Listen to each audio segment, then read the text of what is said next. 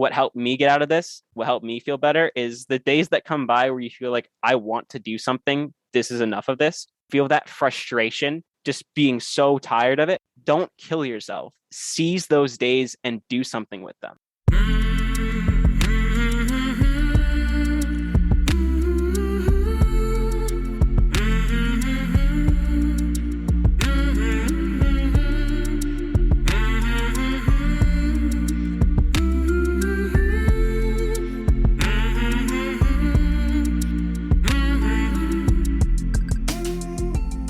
Hey there, my name is Sean, and this is Suicide Noted.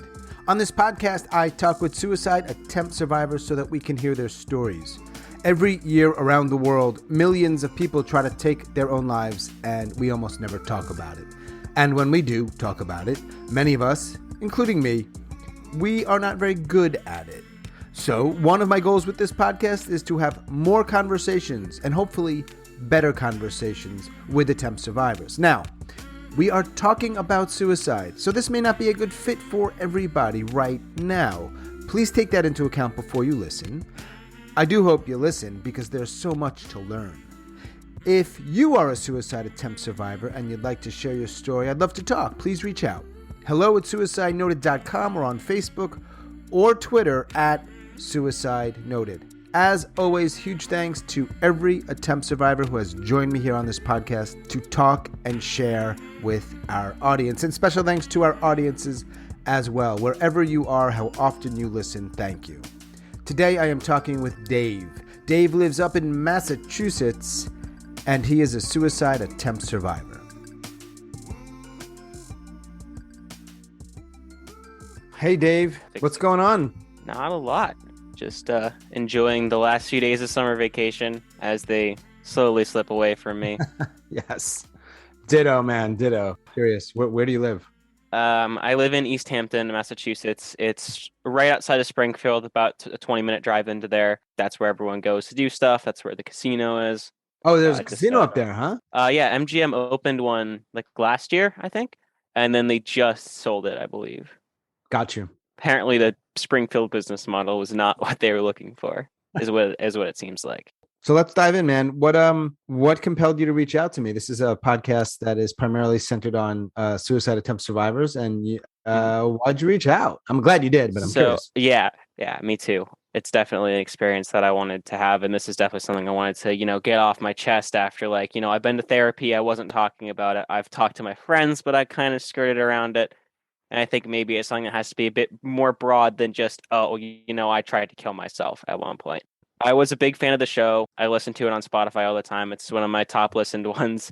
Oh, I believe it showed up in my Spotify replay as well. So that's another big achievement on the Wall of Fame. You were on David's replay this year. Awesome, man. That's definitely high up there. Yeah. 100%. So listening to other people share their stories was definitely something that empowered me to want to share it instead of just thinking like, oh, okay, this is something that happened. I'm just going to, I'm going to run away from it forever. I'm going to close the door behind me, go down the hall, hide in the room, and then just not think about it ever again. But I can't do that because it is something that happened and it is part of my life now. And there are things that are left behind from it. So I think it's best to just, face it and look at it in the eye and say, well, I didn't die. So screw you, right? Yep. All right. So one attempt? One attempt. Mm-hmm. There was one attempt. So it was back when I was in 8th grade. 8th grade, I feel like is a pretty common timing for this kind of thing. It's when you're developing, and middle school it's hell. Let's be real. Yeah, middle school is probably one of the worst times, and they say high school is worse, and sometimes it is. But I think in comparing it aspect to aspect, it's middle school is by far the worst. Yeah. You're getting way more homework. You're doing way more group projects. You're all awkward as hell. You're not getting along with everyone that you want to get along with and such, and I definitely wasn't.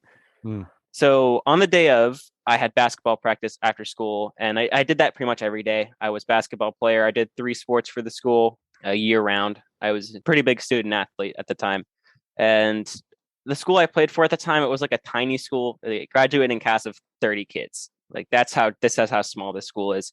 I don't go there anymore. I transferred to a school a little closer to me. It's like right down the road now instead of having to go a half hour out of my way. The culture there was just like, school cultures aren't usually good, like with the way that people interact there. It's not the most awesome of interactions all the time, but this was like exceptionally bad in my opinion. It's the type of school where like bullying on, multiple levels, whether it's cyber, physical, verbal, all that kind of stuff it's rampant, and there's no actual efforts like to prevent it or stop it unless it's like directly in front of a teacher. Mm-hmm. Like if there's a report about it, there was never anything actually done about it, and it was never like really implemented until like the parents got involved and they sent an email to the school like what is this? Why is this happening? And you guys aren't doing anything. At that point, they're kind of obligated to. So I think at that case, it was just they did what they were obligated to, but nothing above or beyond. Like my counselors there were generally helpful, but it wasn't the kind of support that everyone needed. Sure. I think a lot of stuff flew under the radar. That like, you know, at that point, kids were just like, I'm fine with it. This sucks, but I guess I'm just gonna have to get through with it, even if it really hurts, which is what I ended up doing. I was just kind of like, no one's gonna do anything. I'm not gonna do anything. Like, what could I do about it? I mean, there are things I could do about it, but at that point, like, I'm deep in a hole of like depression and anxiety, and I didn't think I could do anything about it, so I didn't even try. Can we go back for a sec? You said so you're about 14 at this time? Yeah, around that age. And you had said you were dealing with, you mentioned the school culture, then you threw out those words, depression and anxiety. So these are always tough parts of this conversation, but that's something you were dealing with from as far as back as you can remember. So I don't like saying I am depressed. I feel like saying that is kind of form-fitting the person that I want to be and that I can be with the disease that's killing me. I don't feel like it's a good idea to say that, so I always try not to say that.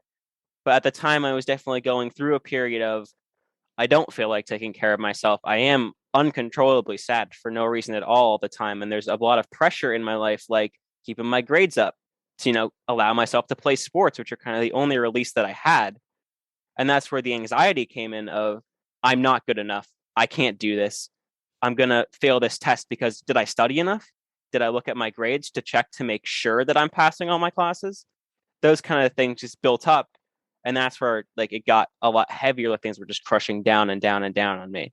And that's where the depression, anxiety aspect came in of I'm just worthless now because I can barely keep my grades up. I can barely study the right way that other people can. I've always had an organizational disorder that made it hard to keep things like straight for me. You know, like I'd lose my homework, so my grades would go down. I'd forget to do things, so my grades would go down. And that was always a struggle.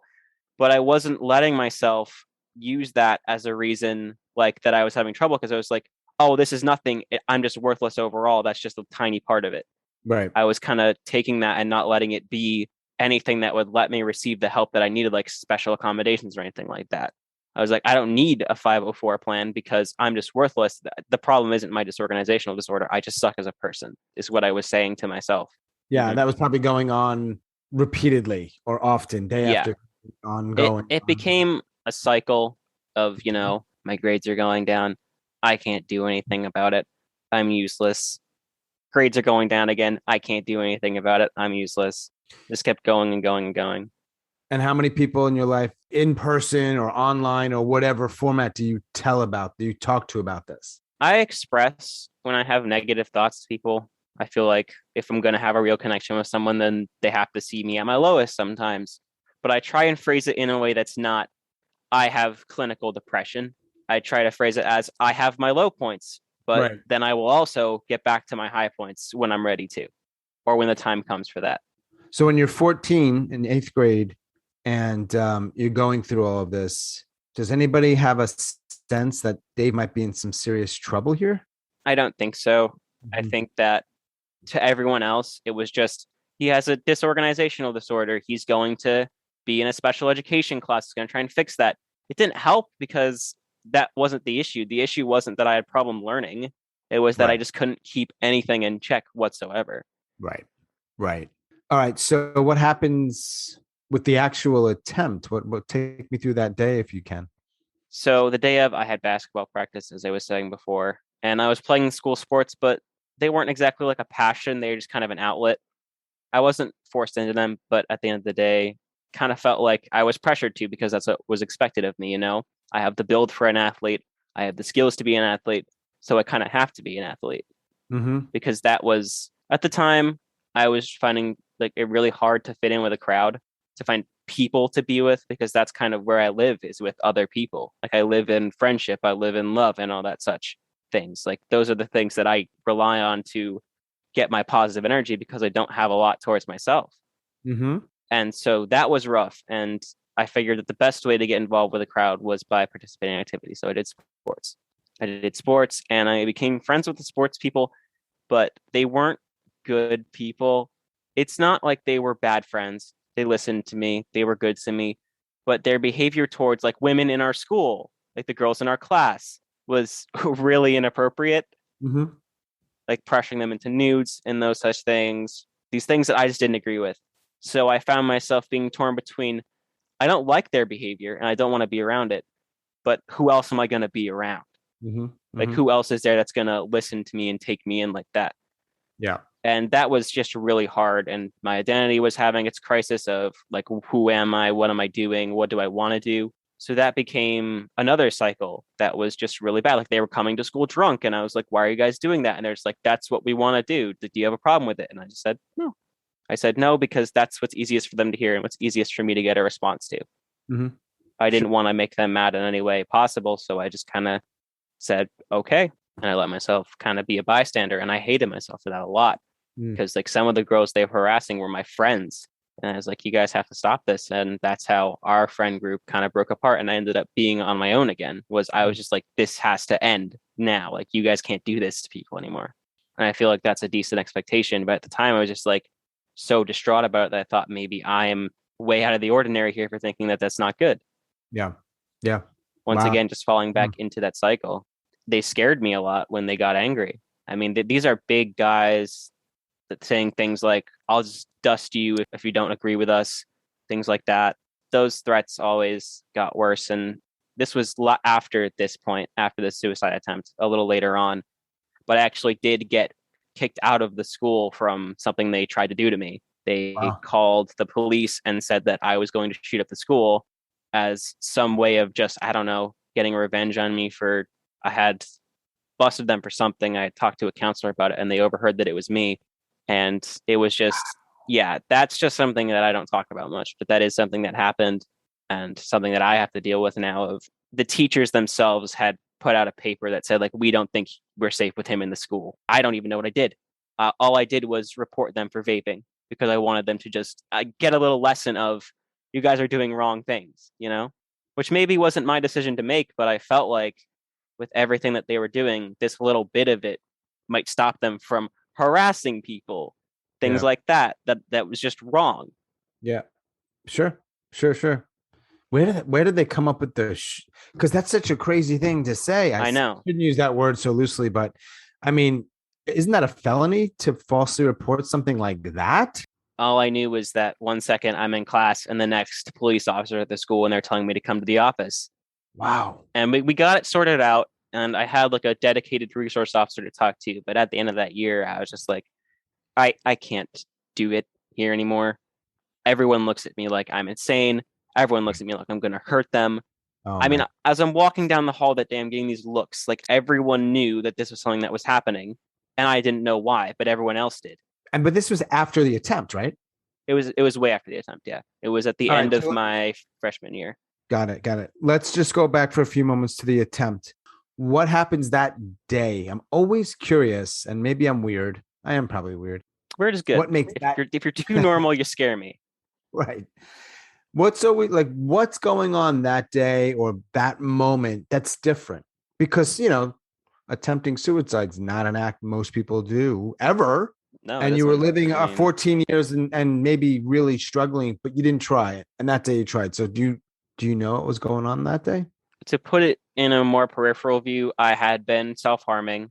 I was already getting some superficial cutting done. That was just like a distraction from feeling just so unbearably bad for no reason whatsoever. School was stressing me out. Sports was stressing me out. The school was small enough that we were playing at JV level as middle schoolers. And I was really worried about being a disappointment. And I always felt like a disappointment because of that. Mm-hmm. And at the time, I had definitely been thinking about suicide a lot, of just like, my life is so bad right now. How can I ever get up from that, knowing that high school is even harder? Like, this is something I'm going to have to go through. Is it really worth, doing another day of this? So I was coming up with thinking of ways to do it. I was thinking, these are ways I could do it. My pain tolerance is always low. So I was thinking nothing more painful than the superficial cuts I was already doing. Like I can't take anything more than that because at the end of the day, I'm trying to escape the hurt, not make it longer. Yep. So I was just like, okay, we're not going to do anything. Like we're not going to jump off a cliff. We're not going to crash a car. We're not going to do anything like that. We're not going to step into the middle of the road. Anything that would make it like too long. And the only thing that come to mind was to like just slit my wrists or hang myself. And those were the only things that I could think of. And the hanging myself part was just impossible because where was I going to get a rope? Where was I going to get a high enough access point to be able to do that? So I just said, all right, that's the only way out for me. So I'd been thinking about it for a few days. Up until this point, I'd never had a way to do it. I didn't want to do it at home. I was worried about like what the result would be at home, but I didn't want to do it in the school either because how would I get something like that into the school? And I would never even do anything like that. I would never bring something like that to school because I've always been worried about getting in trouble at school. Getting in trouble at school has always been one of my biggest fears. So to put context to where I am, after school, there's this library down the road from our school. I used to go there after elementary school and hang out with people. And that's what I did this day as well. There were the group of people that hung there that were like kind of friends, but more acquaintances. Like they weren't the type of people who would text me first. I would always have to reach out to them. We weren't that tight. And they were there that day. So it was like, okay, I'm going to go hang out with them. They seem busy. So I went down to the basement level where there's like some older books like biologies, autobiographies, something like that. Books on like scientific topics and the lives of people. It's kind of an unused section. And down there on the counter, there was a serrated steak knife. At this moment, I just thought, what am I doing? Why am I still here? How can I do this anymore? I feel so bad. This is the one chance I'm going to have to do something like this. And so I decided that I was going to do it. And at the time, the pressure was building on me. I was thinking these swarming thoughts about, I'm not good enough at school. I'm not good enough at sports. I'm never going to be good enough. It's only going to get harder. And in that moment, I decided that feeling nothing at all for the rest of my life would be better than to feel this way for even one more day. Which something that in hindsight, obviously it's not true at all, but in that one moment, it like made all the sense it needed to for me to try and go through with it. Can't say I remember exactly what was going through my head as I like grabbed the knife or as I was going up to the bathroom to start my task. Probably something like, screw this, I'm done. You know, the thoughts of someone who's just like in that moment so emotional and so out of control that they're just like, there's no coherency, there's no reason, there's no logic. It's just like, screw this, screw this, screw this. I have to go now. I can't do this anymore. Those were probably, my guess is the kind of thoughts that was going through my head at the time. So I went back up the stairs and I went to the bathroom and I took the knife out, and I don't remember the feeling of it. It's been a while now, and I don't remember exactly the process that I went through because I've kind of been trying to scrub it from my memory. It's not something I want to remember in vivid detail. It's not something I want to think about in vivid detail. But I just remember taking it to my left arm and just sawing, just really sawing, like cutting a tree. And it hurt at first, and that stung for a while afterwards. But it eventually, as I kept going, it became numbness. I had no idea what I was doing. I was bleeding a lot, and I was holding my arm into the sink to just try not to make too much of a mess. You know, I don't want to dirty the public bathroom. Don't want to do that to people because that was all I was thinking about was other people are better off without me, and I'm better off without me. So I did it in 4 different spots. They're still on my arm now. You can see them. I don't think they're ever going to go away, but that's something that I have to live with. I'm going to get a tattoo to cover it up because I think that I've earned the right to do that. I've earned the right to cover it up. Now that it's done and it's gone, there's no point in looking back at it as this is something I did. I can say this is something I lived through. Looking back at it as this is something terrible I did to myself, it's not going to get you anywhere. It's better to look at it as this is another thing that I lived through. This is another day that I woke up in that I thought I couldn't make it through. But here I am now 4 years later, and I'm in like such a better place. It's the way I like to look at it. Yeah. And you get to do whatever the hell you want, man. Right? Exactly. You didn't die. There's no surprise there. But what happens? I mean, you pass out? Does somebody find you? I did not pass out. I wasn't bleeding that much. At some point, I just thought, I'm not dead yet. I'm standing up. I'm not dizzy. Yeah. I'm a little sick because I'm looking at my own blood coming out from my arm. At some point, I just knew it didn't work. God damn it. This didn't work. What do I do now? It stung like a bitch. And I just kind of wrapped my jacket around it so that it was kind of like stopping the bleeding. I didn't want to bleed anymore at that point. I was just like, just another thing that I failed at. I guess I'll just keep going if I can't even do this right. You just walked home? I did not walk home. I had practice. So this was probably the hardest part, was covering it up for practice. You attempted to take your life, and within a short period of time went to what, basketball practice? Yep. Wow. At that point, I was just so gone. Like I just looked at what I did and I was just like, just another byproduct of living. I was so detached from it that I just thought, whatever, man. If the world's not going to let me go, then what can I do? If the people at school aren't going to change, what can I do? If school isn't going to change to accommodate me, what can I do? I can just sit and I can deal with it, I guess. And play basketball. And play basketball, I guess, too. And that's what you did in that moment, right? It's astounding. I want to hear more. Yes. So I went back to the school. And at this point, I wasn't thinking about how I failed to die. I was thinking about everyone's going to know that I failed to die if they see my arms. So I went back to the school, and we have a little coach's office in the boys' locker room with like bandages, water, all that stuff that you need for sports. And so I had my jacket on it. There's blood coming through it a little bit. I just thought of the first lie I could. My dog scratched me. We did just get a new puppy at the time, so it sort of correlated. It's not like the whole I don't have a cat phenomenon, but my cat scratched me, that kind of thing. So I asked for a bandage. I said, my dog scratched me. She's a little young. She's a little excited. She likes to get physical. Something, thinking about it now, I know for a fact he didn't believe me. The coach just didn't believe me at all.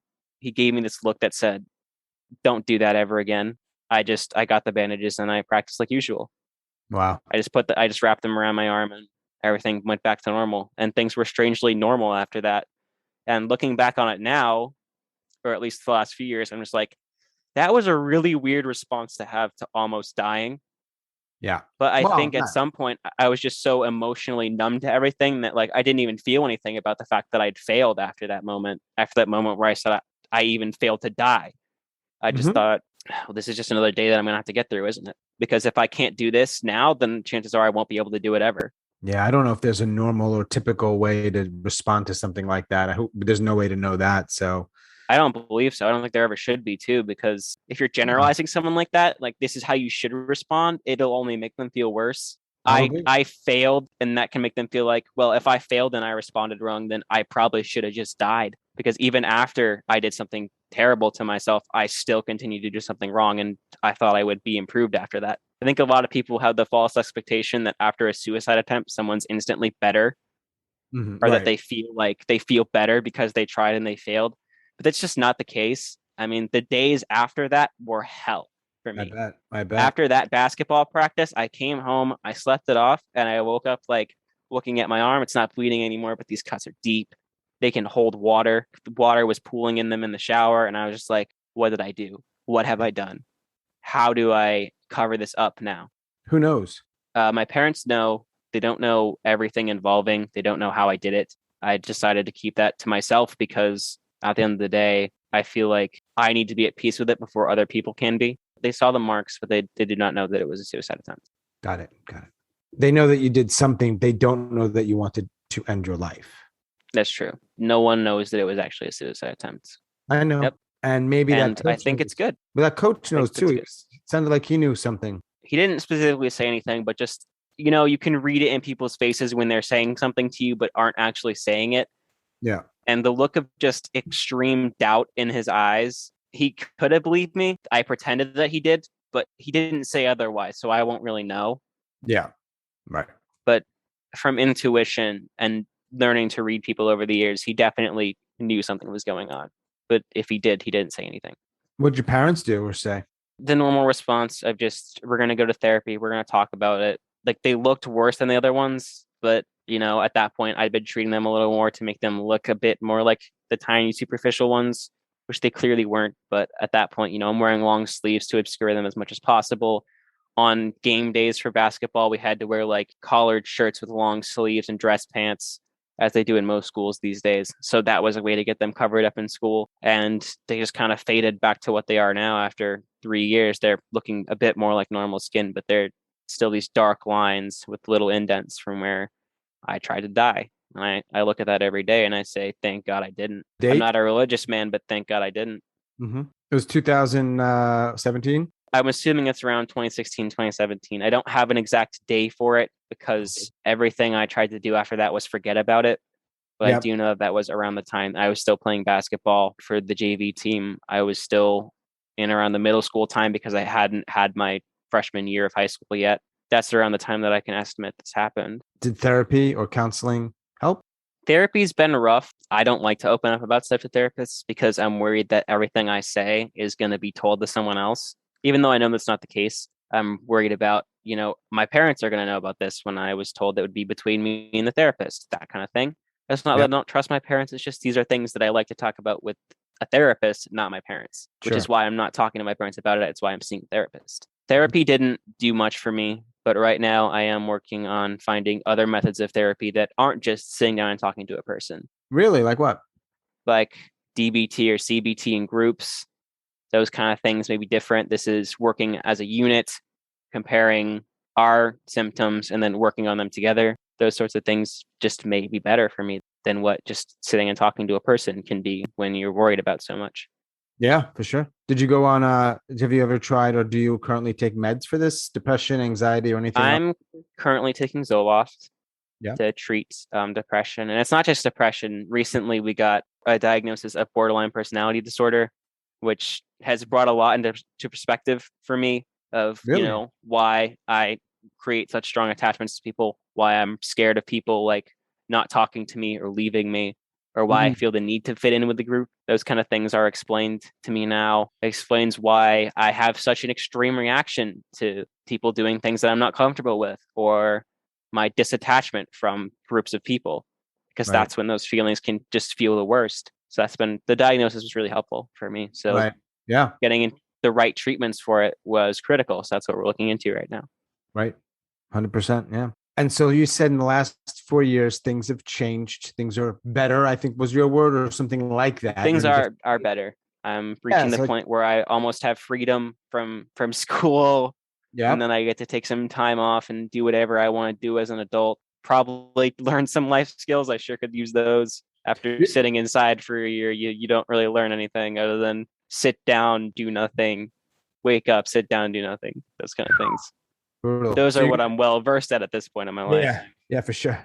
You're going to finish your senior year of high school. Are you online or in person? We're in person with masks. Got it. As I believe it should be. I believe that until everything is fixed, we need them. We're opening up gradually. And you've got planned to go to college. You know where you're going. You know what you want to probably study, right? Mm-hmm. I want to study game design. That's definitely what I'm interested in the most. I've had a few other offers, but that's the one that stands out prominently to me right now. Awesome. Yeah. Great. Very, very cool. Have you met anybody else in your life, again, online or offline, whose story overlaps with yours at all? Presumably around the attempted suicide. Do you know people? I don't. I haven't really sought out that kind of connection because I don't think that we should be swapping stories. I think that listening about it and listening to it is a lot different from directly talking to another person who's done it about it. And then at that point, I think it could be even possibly a destructive spiral is what I'm scared of. We're feeding off each other's negative energy.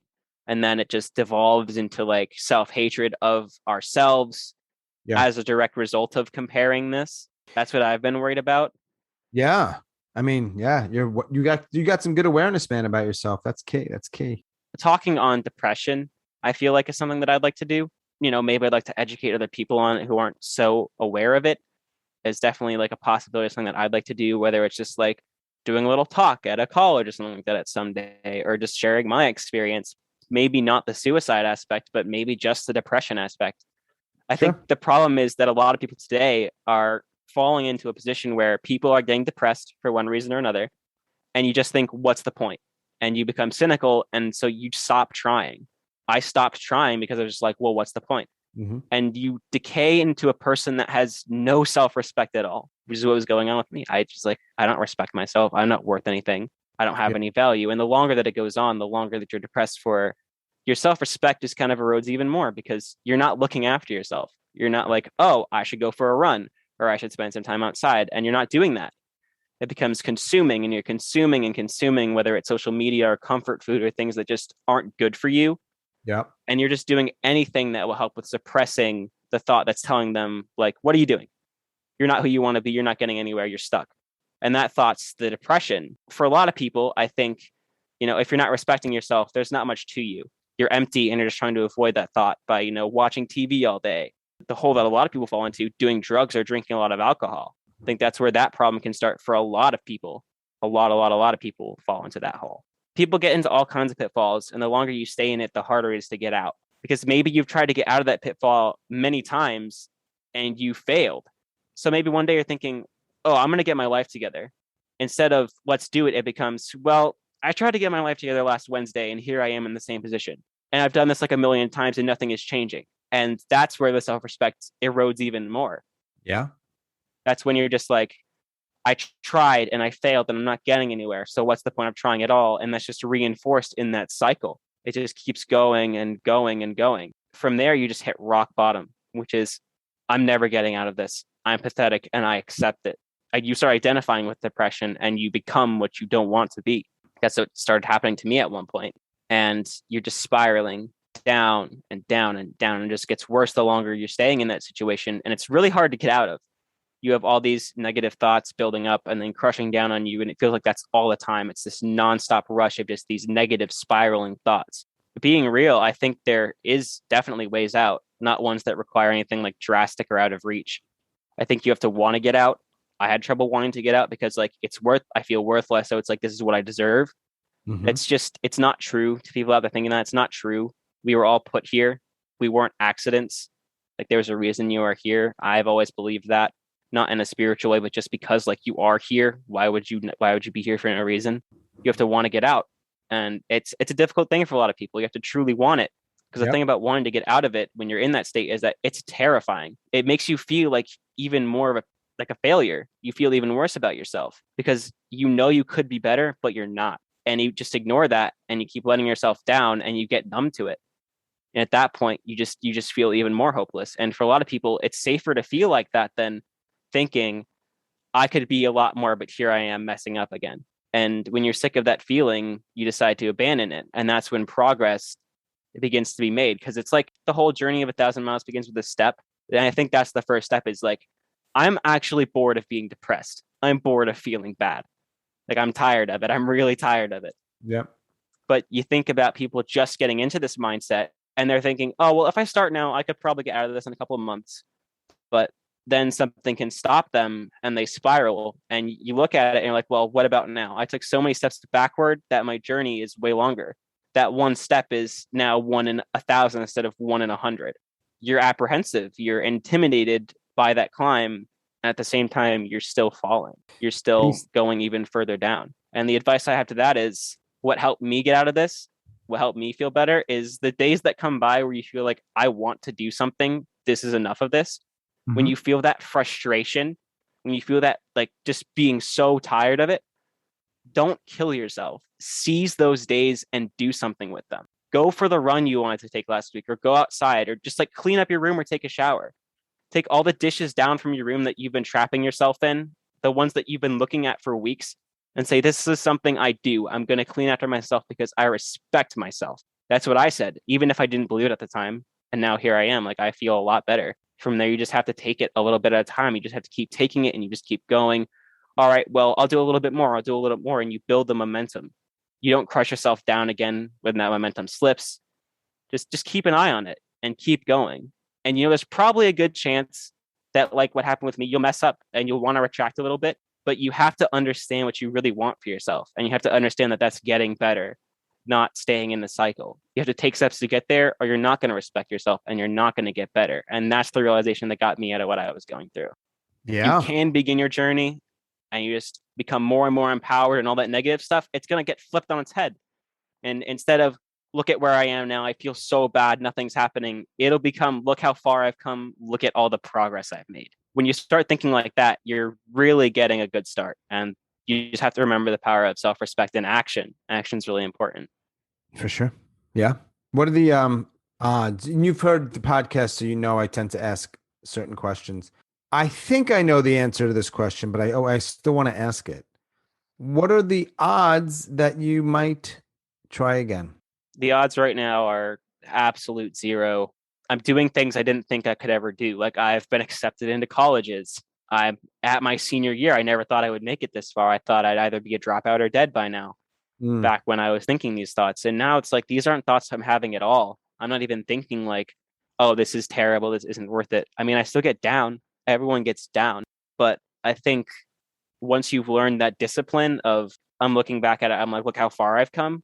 It doesn't become, I want to die. It becomes, I want to make the change now so I don't have to worry about it later. So if something's bothering me in my life, I'm not going to sit with it. I'm going to say, let's take care of this now so that we don't have to worry about it later. Yeah.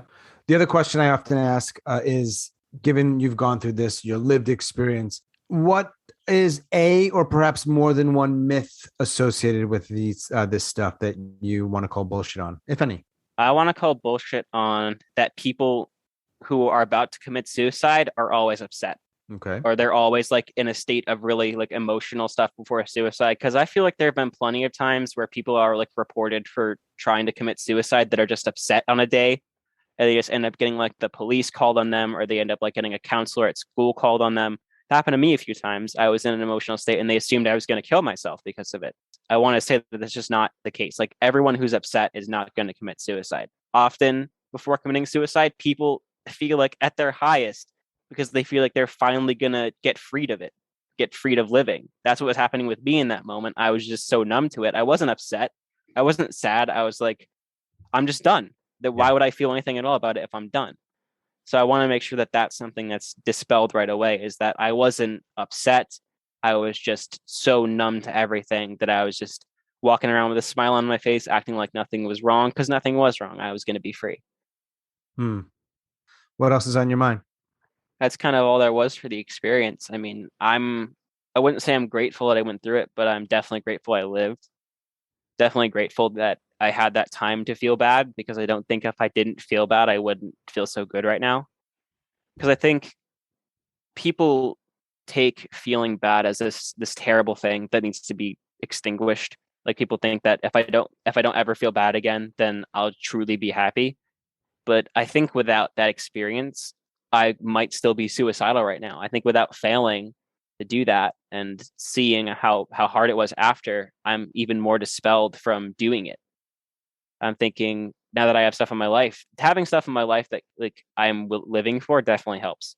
Like having a future in place definitely helps. And I think that without that experience, I might be more inclined in the future if things go bad to do it again, because you get that discipline, the discipline I was telling you about, not the discipline like, waiting for something, or the discipline of, the just general discipline the word can be misinterpreted. It's the discipline of knowing yourself, knowing what your limits are, but that also just because you're past your limits at one point doesn't mean that it's going to subside soon. And that the limits that you have then, like the limits I had when I was 14, I'm still developing. I'm still really emotional. I'm going through these things we don't understand. The limits that I had back then have expanded because I'm taking medication. I'm actively seeking treatment. I've been diagnosed so I can understand myself better. Those limits have expanded for me.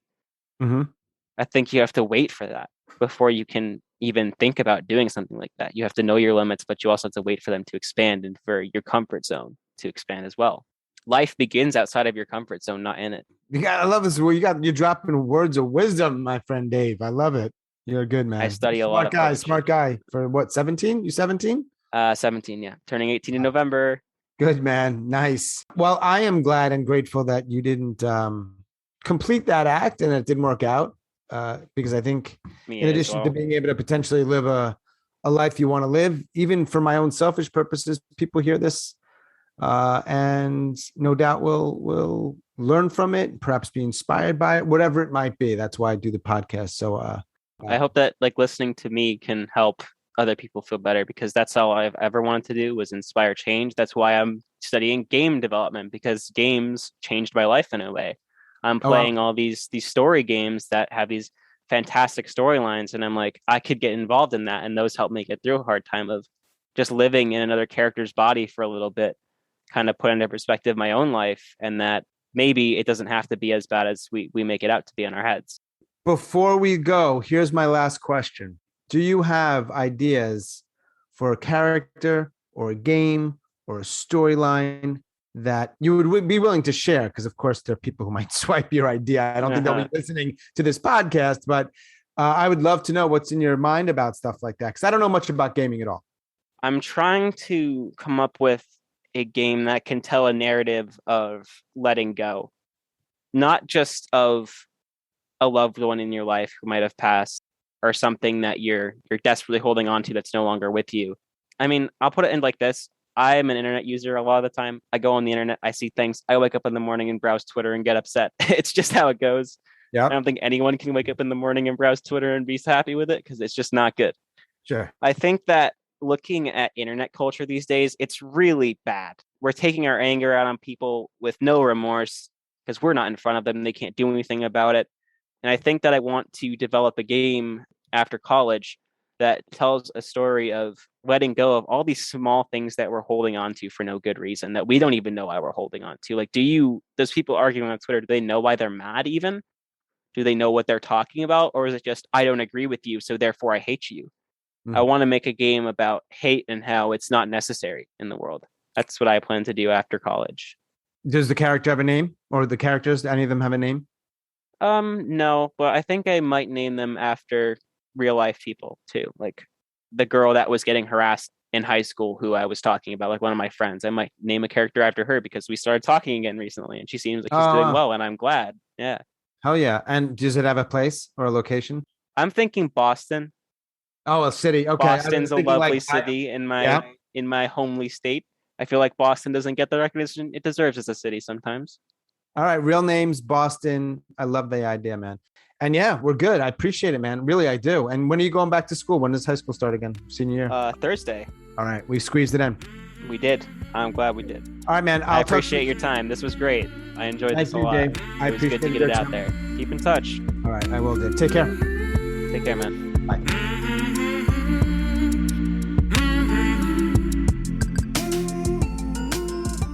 As always, thanks so much for listening and all of your support. Special thanks to Dave up in Massachusetts. Thank you, Dave, and hope school goes well. If you are a suicide attempt survivor and you'd like to share your story, please reach out. hello@suicidenoted.com or on Facebook or Twitter @suicidenoted. And check the show notes if you'd like to help us out with a financial contribution. We could use a little help. Thanks so much. That is all for episode number 73. Stay strong. Do the very best you can. I'll talk to you soon.